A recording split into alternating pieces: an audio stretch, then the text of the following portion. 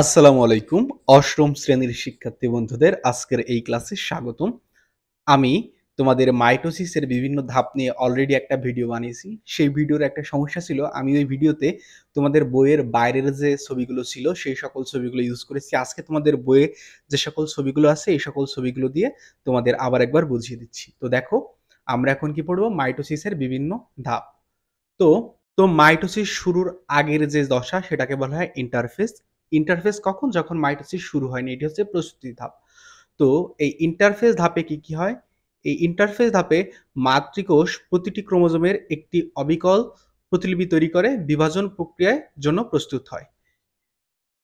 উম interphase দশায় কি হয়? ইন্টারফেজ দশায় তোমার কোষের ভিতরে যে ক্রোমোজোম রয়েছে সেই ক্রোমোজোমগুলো দ্বিগুণ হয়।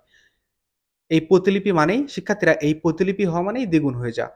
এরপর যখন ইন্টারফেস শেষ হবে তখন আসলে মাইটোসিস বিভাজন শুরু হবে। আর তোমরা সবাই জানো যে মাইটোসিসের প্রথম ধাপ হচ্ছে এই প্রোফেজ ধাপ। এই প্রোফেজ ধাপে কি হয়? প্রোফেজ ধাপে ক্রোমোজোমগুলো কুণ্ডলী পাকিয়ে খাটো ও মোটা হতে থাকে। প্রতিটি ক্রোমোজোম তার অনুলিপি সহ সেন্ট্রোমিয়ারের ক্রোমাটিড হিসাবে যুক্ত থাকে। এটা দ্বারা কি বোঝায়? তো দেখো, এইখানে কিন্তু তোমাদের এইখানে কিন্তু স্পিন্ডল যন্ত্রের কথা বলে নাই, যেটা এই যে এখানে এই যে দেখছো এই যে দাগ দাগ না, এই দাগ দাগ এগুলো হচ্ছে স্পিন্ডল যন্ত্র। এই যে এই দাগ দাগ এগুলো স্পিন্ডল যন্ত্র। এটা হচ্ছে এই প্রোফেজ ধাপে তৈরি হতে থাকে, এটা এখানে বলে নাই। এখানে বলছে ক্রোমোজোম গুলো কুণ্ডলী পাকে খাটো ও মোটা হতে থাকে। প্রতিটি ক্রোমোজোম তার অনুলিপি সহ সেন্ট্রোমিয়ারের ক্রোমাটিড হিসেবে যুক্ত থাকে। তো শিক্ষার্থীরা দেখো, এই যে ধরো একটা ক্রোমোজোম, এই ধরো আর একটা ক্রোমোজোম। এখন এই ক্রোমোজোম আর এই ক্রোমোজোমটা কাছাকাছি এসে এরকম এইখানে এই মাঝখানে এই মাঝ বরাবর একটা সেন্ট্রোমিয়ার দিয়ে যুক্ত থাকে। শিক্ষার্থীরা এই মাঝখানের এই জায়গাটাকে সেন্ট্রোমিয়ার বলা হয়। আর এই সেন্ট্রোমিয়ারে এখানে কিন্তু একটা জিনিস বলছে যে অনুলিপি সহ। শিক্ষার্থীরা, ইন্টারফেজ ধাপে যদি এরকম একটা ক্রোমোজোম থাকে, ইন্টারফেজ ধাপে হবে কি এই ক্রোমোজোমের প্রতিলিপন হবে বা এই ক্রোমোজোমের ঠিক হুবহু একটা প্রতিলিপি তৈরি হবে। আর এই প্রোফেজ ধাপে এই প্রতিলিপি আর সেই ক্রোমোজোমটা একসাথে সেন্ট্রোমিয়ারে যুক্ত হয়। সেন্ট্রোমিয়ার হচ্ছে এদের মাঝামাঝি একটা জায়গা, সেখান দিয়ে যুক্ত হয়। তো এটা প্রোফেজ ধাপ গেল। শিক্ষার্থীরা, প্রোফেজ ধাপের পর হচ্ছে মেটাফেজ ধাপ। এই মেটাফেজ ধাপে দেখো,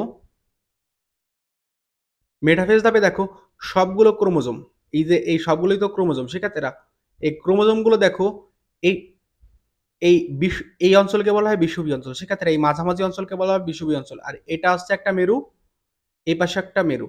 একটা জিনিস দেখো, এই যে স্পিন্ডন তন্তু, স্পিন্ডন তন্তু কিন্তু এই যে এই বরাবর একবারে বিস্তৃত হয়ে গেছে। দেখছো? এই আগের ধাপে প্রোফেজ ধাপে কিন্তু এগুলো তৈরি হচ্ছিল, আর এই ধাপে সম্পূর্ণ তৈরি হয়ে গেছে।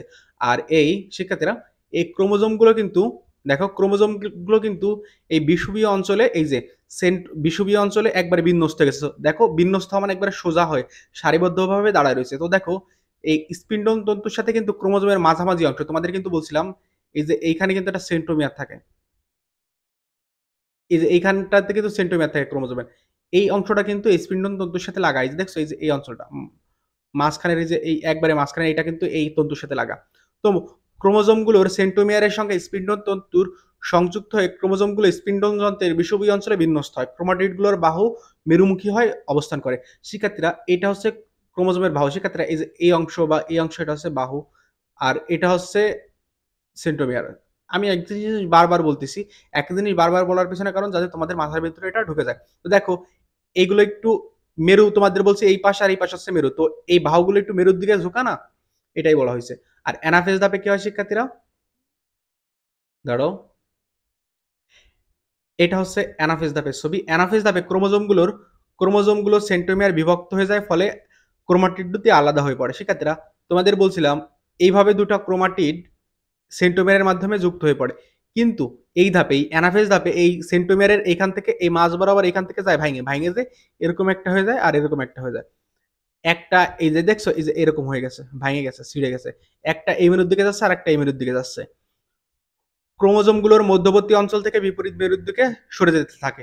ক্রোমোজোমগুলো কিন্তু এই ধাপে এই মাঝামাঝি অঞ্চলের দিকে ছিল, এই মাঝামাঝি অঞ্চলে ছিল। কিন্তু এই ধাপে কিন্তু এরা মেরু অঞ্চলের দিকে যেতে রয়েছে। তারপর ক্রোমোজোমগুলো সেন্ট্রোমিয়ার অগ্রগামী। শিক্ষার্থীরা, তোমাদের বলছিলাম এই মাঝ বরাবর কিন্তু সেন্ট্রোমিয়ার থাকে। দেখো, এই সেন্ট্রোমিয়ার, এই যে সেন্ট্রোমিয়ারের ভাগ হয়ে দেখো, এই যে মাঝ বরাবর যেখানে সেন্ট্রোমিয়ার ছিল সেটা কিন্তু আগের দিকে আছে। ক্রোমাটিডগুলোর বাহুগুলো কিন্তু পেছনে রয়েছে। শিক্ষার্থীরা, তোমাদের বলছিলাম এই যে এটা হচ্ছে ক্রোমাটিডগুলোর বাহু, এটা কিন্তু পেছনের দিকে আছে। এরপরে দেখো, এরপর হচ্ছে টেলোফেজ। শিক্ষার্থীরা টেলোফেজে কি হয়? টেলোফেজে কিছু হয় না। টেলোফেজে হচ্ছে ক্রোমোজোমগুলো বিপরীত মেরুতে পৌঁছে সরু ও লম্বা আকার ধারণ করে ২ মেরুতে ২ টি অপত্য নিউক্লিয়াস তৈরি হয়। শিক্ষার্থীরা, এই ক্রোমোজোমগুলো অন্য একটা মেরুতে পৌঁছায় এবং একটা অপত্য নিউক্লিয়াস তৈরি হয়ে যায়। এই পাশে একটা অপত্য নিউক্লিয়াস তৈরি হয়, এই পাশে আরেকটা অপত্য নিউক্লিয়াস তৈরি হয়। আর এখানে যে এই যে স্পিন্ডল তন্তু ছিল এগুলো কিন্তু এখানে বিলুপ্ত হতে থাকে। আর এই ধাপের পরে এই টেলোফেজের পরে কি হয়? টেলোফেজের পরে হচ্ছে সাইটোকাইনেসিস। এই সাইটোকাইনেসিসে একবারে সাইটোপ্লাজম ২ ভাগে ভাগ হয়ে যায়। শিক্ষার্থীরা, সাইটোকাইনেসিসে কি হয়? এই সাইটোকাইনেসিসে কোষের মধ্যবর্তী অংশে উভয় পাশ থেকে ২ টি খাঁজ সৃষ্টি হয় এবং এই খাঁজ ক্রমান্বয়ে গভীর হয়ে মিলিত হয়ে ২ টি পরিপূর্ণ অপত্য কোষে বিভক্ত হয়। শিক্ষার্থীরা দেখো, এই যে এই বরাবর একবারে ভাগ হয়ে ২ টো অপত্য কোষে সৃষ্টি হয়েছে। শিক্ষার্থীরা, এর মাধ্যমে তোমাদের মাইটোসিস কোষ বিভাজন সমাপ্তি ঘটে। তো ক্লাসটি আমি শেষ করছি। সবাই ভালো থেকো। ধন্যবাদ সবাইকে।